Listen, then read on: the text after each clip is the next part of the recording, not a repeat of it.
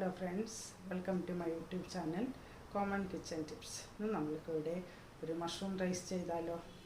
നമുക്ക് ടേസ്റ്റി ആയിട്ടുള്ളൊരു mushroom rice എങ്ങനെ ചെയ്യുന്നത് നോക്കാം.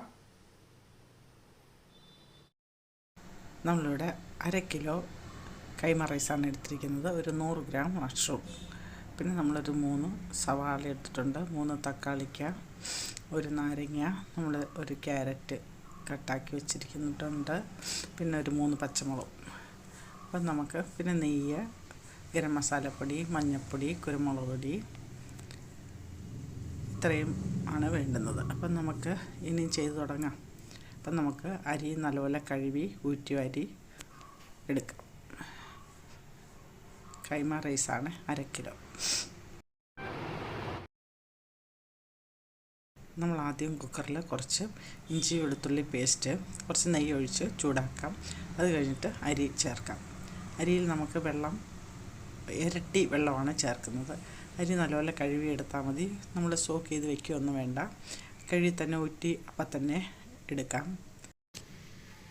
നമുക്ക് കുറച്ച് ഉപ്പും ചേർത്ത്, അപ്പം നെയ്യും ഉപ്പും ഇഞ്ചി വെളുത്തുള്ളി പേസ്റ്റും നെയ്യും ഉപ്പും മാത്രം ചേർത്ത് അരി നമുക്ക് വേവിച്ചെടുക്കാം. മഷ്റൂം നമുക്ക് കുറച്ച് വിനാഗിരി ചേർത്ത് ക്ലീൻ ചെയ്തെടുക്കാം.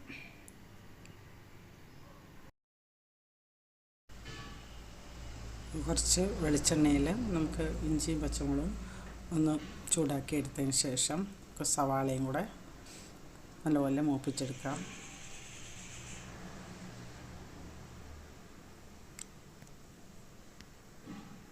സവാള കുറച്ച് വാടിയതിന് ശേഷം നമുക്ക് തക്കാളിക്കയും ചേർക്കാം. തക്കാളിക്കയും ചേർത്ത് കുറച്ചും കൂടെ വാടിയതിന് ശേഷം നമുക്കിനി കുറച്ച് മല്ലിപ്പൊടിയും മുളക് പൊടി, കുരുമുളക് പൊടി, മഞ്ഞൾപ്പൊടി എല്ലാം ചേർക്കാം. കുറച്ച് മഞ്ഞൾപ്പൊടിയും നമുക്ക് ഒരു സ്പൂൺ മുളക് പൊടി ചേർത്ത് 1.5 സ്പൂൺ മല്ലിപ്പൊടി ചേർക്കാം. പിന്നെ നമുക്ക് കുരുമുളക് പൊടി എരിക്ക് അനുസരിച്ച് കുരുമുളക് പൊടിയും ചേർക്കാം. എല്ലാം കൂടെ ചേർത്ത് ഒന്നും കൂടെ വഴറ്റിയെടുക്കാം.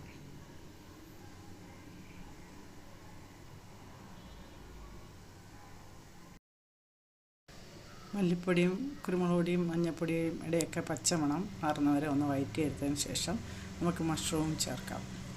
മഷ്റൂം ചെറുതായിട്ട് കട്ട് ചെയ്ത് വെച്ചതും ചേർത്തിട്ട് നമുക്ക് ക്യാരറ്റും കട്ട് ചെയ്തും കൂടെ ചേർക്കാം. നമുക്കിനി കുറച്ച് ഉപ്പും ചേർത്ത് നല്ലപോലെ ഇളക്കി ഒന്നുകൂടെ വേവിച്ചെടുക്കാം.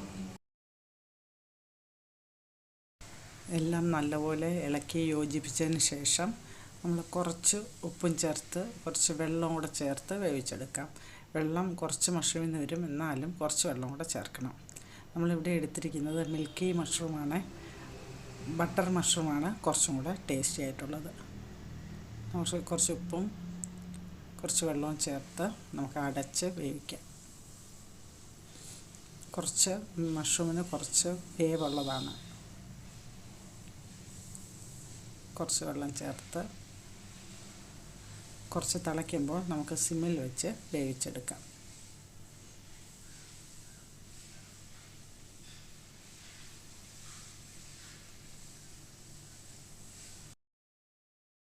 നമുക്കിതിനകത്ത് കുറച്ച് ബട്ടറോ നെയ്യോ കുറച്ച് വേണ്ടുന്നവർക്ക് കൂടുതൽ ചേർക്കാം. നമുക്കിനി ഇതിനകത്തോട്ട് റൈസ് ചേർക്കാം. റൈസിൽ കുറച്ച് നെയ്യ് ചേർത്തതാണ്.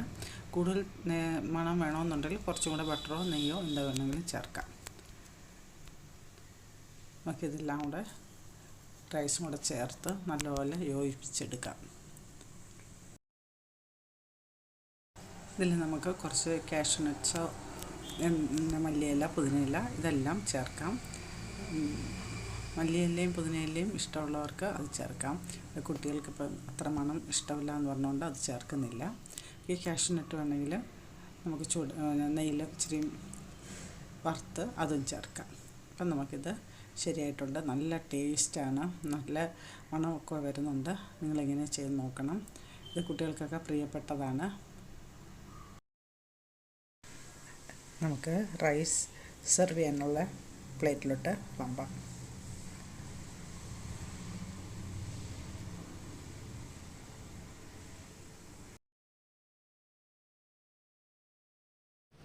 നിങ്ങൾക്ക് മഷ്റൂം റൈസ് ഇഷ്ടപ്പെട്ടിട്ടുണ്ടായിരുന്നല്ലോ.